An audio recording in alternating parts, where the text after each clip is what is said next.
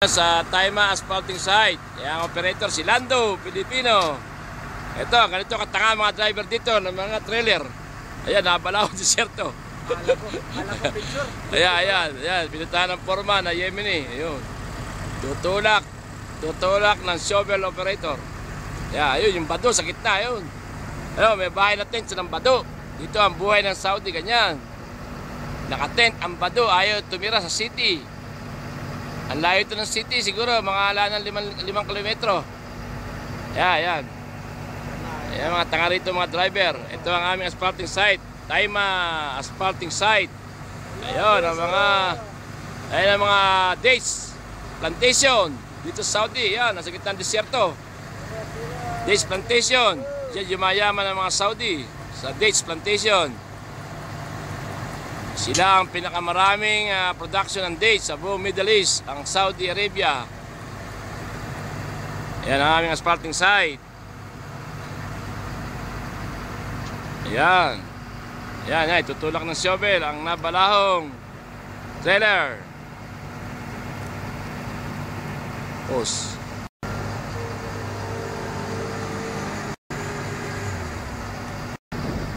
Yan na, tinutulak na ng shovel ang nabalahong trailer. Yan na. Yan, umusad na. Nakawala na sa pagkakabalaho. Yala, sura, bating asphalt barit. Yan na, nakawala na. Nakawala na siya. Ayan o, ganito rin katanga foreman dito, inarangan yung trailer. Ayan, wata sa foreman. Ayan, dadaan na yung trailer na balaho. Ayan na. Dito maraming tanga-tanga rito sa Saudi. Mga Pilipino lang, mga hindi tanga rito. Kami ni Lando. Ayan. Dadamping na siya. Dadamping na yung trailer. Ayan na. Ayan si Lando. Lando, ngiti naman. Ayan si Lando. Ayan ang aming asphalt. Ayan ang kanyang Mia Bugele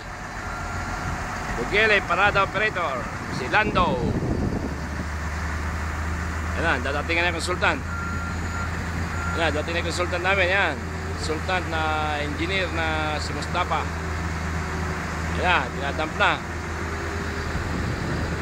Ayan ang aming site. Ayan, loader. Ang aming site yan, Badu. Ang Badu tent. Ito ang aming site sa Taima. This is Boise Kuja signing off. Bye bye.